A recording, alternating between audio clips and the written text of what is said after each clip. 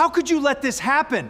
Do you have any idea what you've done? I expect a full explanation. This is completely unacceptable. This isn't over. Rage. Patient stared. Nurses stopped moving. A security guard near the elevators slowly reached for his radio. Clara's eyes filled with tears, but she refused to let them fall. She had spent 12 years learning how to remain calm when other people were falling apart, but nothing in her training had prepared her for humiliation like this. The hospital CEO, Gregory Whitmore, pointed toward the glass entrance and shouted that she was fired and that she should get out before he had security drag her from the building. Clara looked down at her trembling hands, then back toward the emergency department where she had spent countless nights saving strangers who had nobody else to save. She thought her career had just ended in the worst possible way. She had no idea that less than 60 seconds later, the sound of helicopter blades would shake the entire hospital, and a Navy helicopter would land outside with one very specific question for the people inside. Before we go any further, if you believe kindness matters, if you believe people deserve second chances, and if you believe one good person can change someone's entire life, please take a moment to like this video, share it with someone who needs hope today, and subscribe to the channel. You never know when a story like this might remind somebody that doing the right thing is still worth it, even when nobody is watching. Clara Bennett had never been the loudest nurse at Mercy Harbor Medical Center in Norfolk, Virginia. She did not seek attention, never complained about working holidays, and rarely told anyone about the patients she had helped after her shifts ended.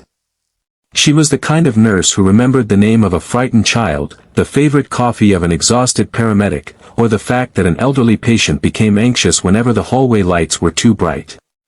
Her mother had raised her with a simple belief that Clara carried into every hospital room: when somebody is hurting, you do not ask whether they deserve kindness. You give it because they need it.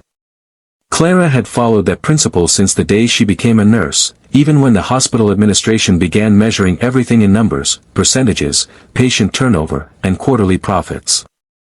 Mercy Harbor had once been known for compassion, but after Gregory Whitmore became CEO, the atmosphere changed. Gregory was intelligent, ambitious, and obsessed with reputation. He wanted the hospital to become the most profitable private medical center in the region, and he believed that every delay was a failure and every nurse who questioned an order was a problem. Clara had watched good nurses leave because they were exhausted and ignored. She had watched experienced physicians become afraid to challenge administrative decisions. Still, she stayed because of the patients. She told herself that the hospital might change someday. More importantly, she believed she could continue making a difference one person at a time. 3 weeks before the slap, a young Navy sailor named Caleb Morrison had been brought into Mercy Harbor after collapsing during a training exercise. His condition was serious but initially stable. Clara was assigned to his room during an overnight shift. His medical records showed that he had a complicated history of a severe medication reaction, something Clara noticed while reviewing his chart. A new medication had been ordered for him, and something about the combination bothered her. She checked the records again, contacted the physician, and asked for the medication to be held until the dosage could be confirmed. The doctor initially dismissed her concern, saying the order had already been approved, but Clara insisted that they verify it. That small act of caution prevented a potentially catastrophic reaction. The physician eventually discovered that an updated medication restriction had not transferred correctly into the hospital's electronic system. Clara's attention had caught what technology had missed. Caleb recovered, and the incident quietly disappeared into a pile of paperwork. There was no award. No public recognition. Gregory Whitmore never even mentioned it to her. Clara did not expect him to. She was simply grateful that Caleb had survived. What she did not know was that Caleb was not an ordinary patient.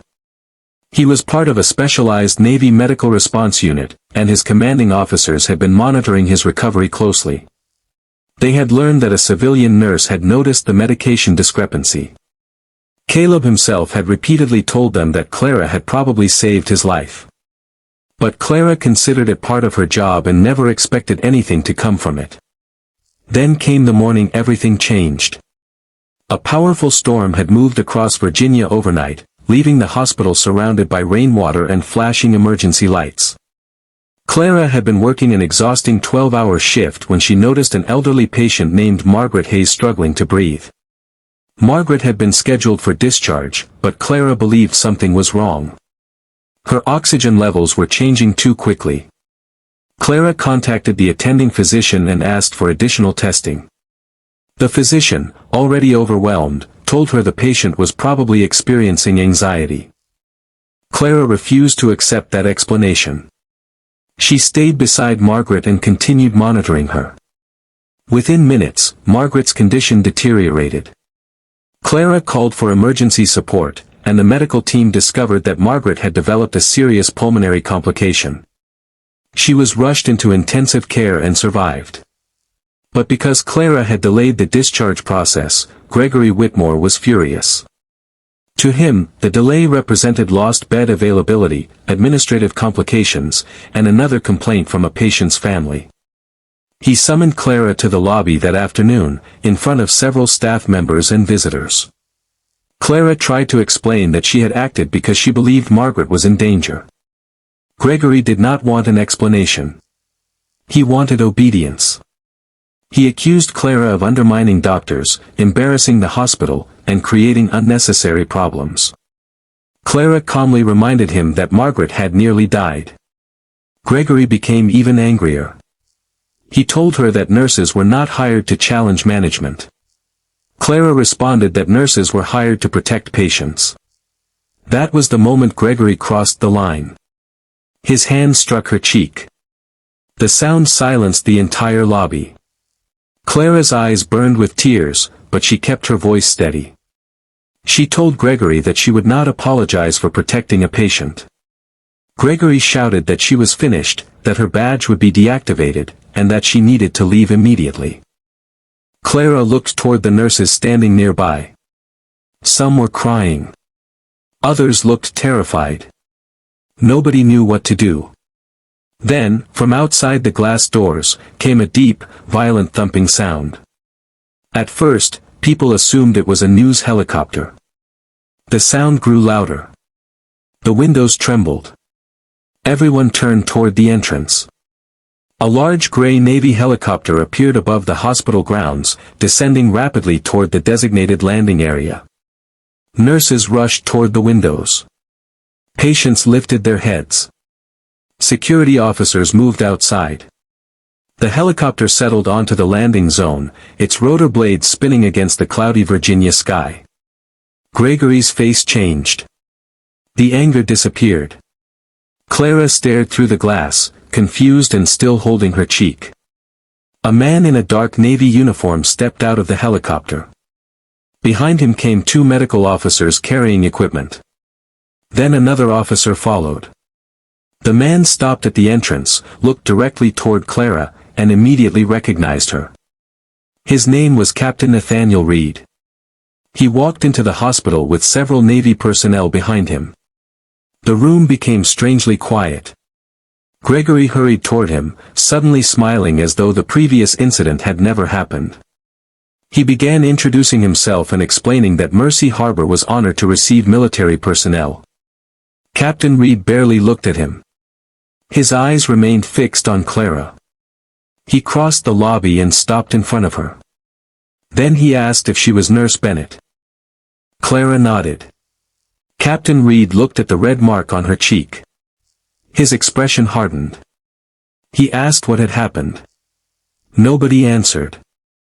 Gregory stepped forward and attempted to explain that Clara had violated hospital policy and that the situation was a private personnel matter. Captain Reed looked at him for several seconds before asking whether he had struck her. Gregory said it was an unfortunate misunderstanding. The captain's expression did not change. He explained that the Navy helicopter had not come to Mercy Harbor for a routine visit. It had come because an emergency operation involving several Navy personnel was underway, and their command had specifically requested Clara Bennett. Gregory suddenly looked confused. Captain Reed explained that the sailor Clara had helped weeks earlier, Caleb Morrison, was now part of a classified emergency medical transfer involving several injured service members.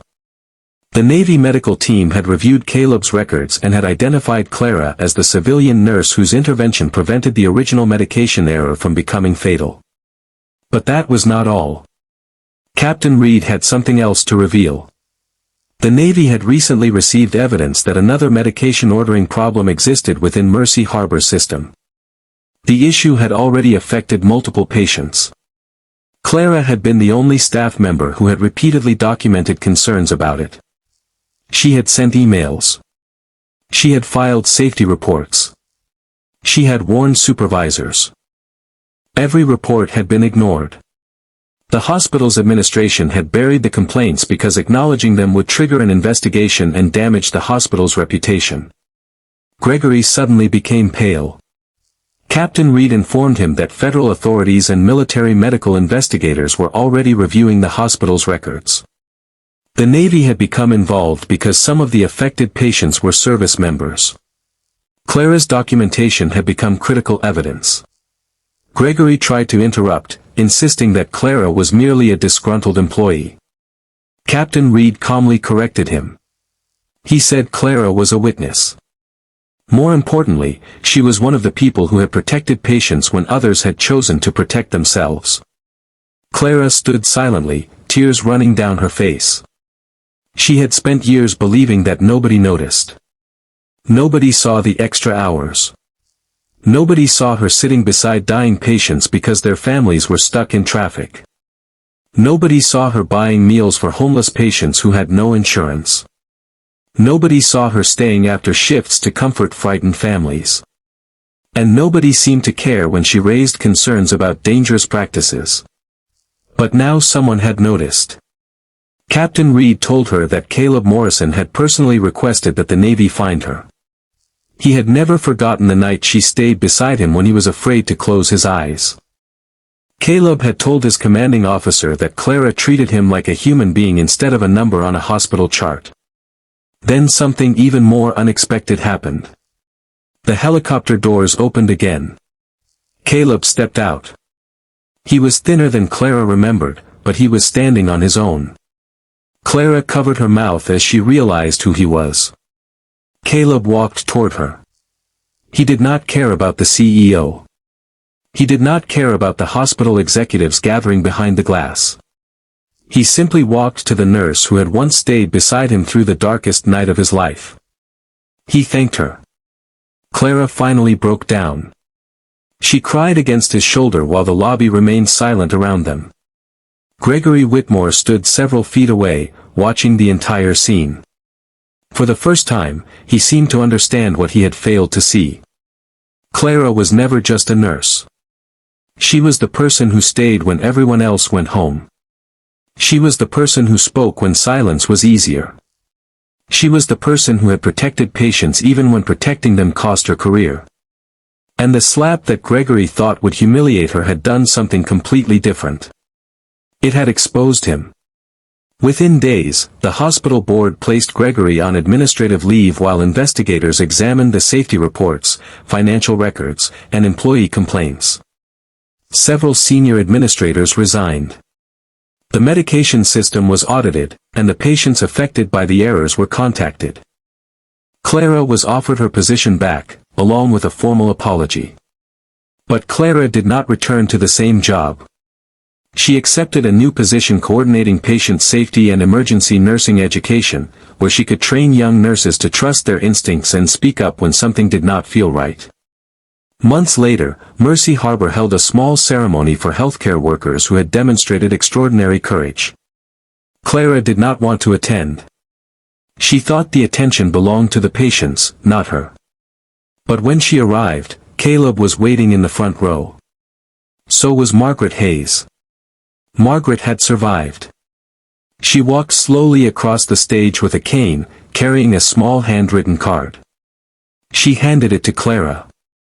It simply said, "You saw me when I was invisible." Clara read those words and began to cry. She finally understood that sometimes the impact of kindness cannot be measured by awards, promotions, or money. Sometimes it is measured by a person who gets another morning because you refuse to walk away. And sometimes, the people who try to break you accidentally reveal how strong you really are. The day Gregory Whitmore slapped Clara Bennett, he thought he was throwing an insignificant nurse out of his hospital. Instead, he gave the world a reason to look closer. And when the Navy helicopter landed outside, it did not come to rescue a helpless woman. It came because the woman everyone had underestimated had already spent years rescuing everyone else. If this story touched your heart, please like the video, share it with someone who believes kindness still matters, and subscribe to the channel. Your support helps these stories reach people who may need a little hope when life feels unfair. And before the story ends, I want you to leave one special comment: kindness is never wasted.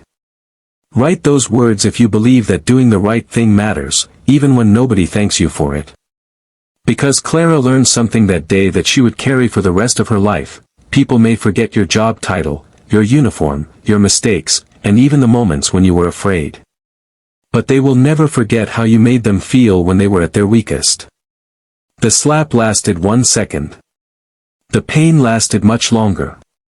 But the kindness Clara had given others lasted forever.